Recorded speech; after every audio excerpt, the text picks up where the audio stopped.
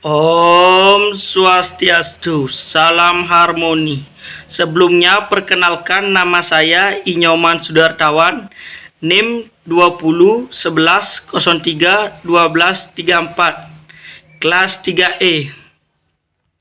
Nah, adik-adik, kali ini kita akan belajar mengenai mensimulasikan pembelajaran penanaman konsep pecahan di sekolah dasar.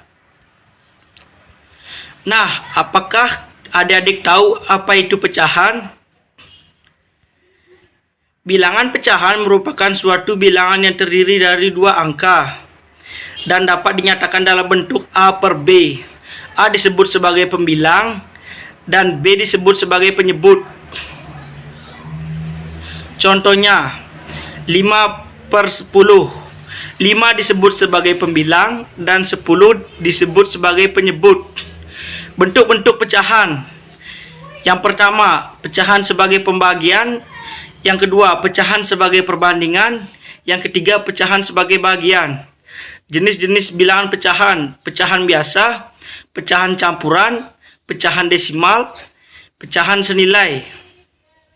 Bentuk-bentuk pecahan. Yang pertama, pecahan sebagai pembagian. Contohnya 7 bagi 10 ditulis dalam bentuk pecahan yaitu 7 per 10. Pecahan sebagai perbandingan.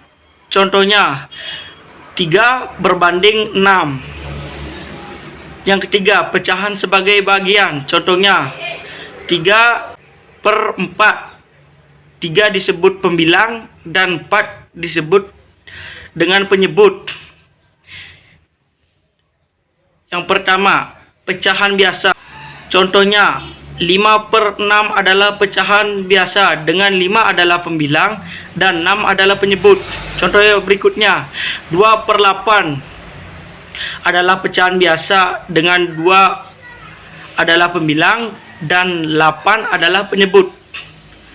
Yang kedua, pecahan campuran. Contohnya 1 seperempat dengan 1 adalah bilangan bulat, sedangkan 1 per 4 adalah bagian pecahan.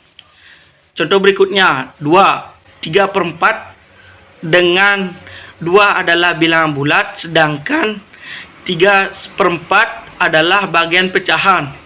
Yang ketiga, pecahan desimal.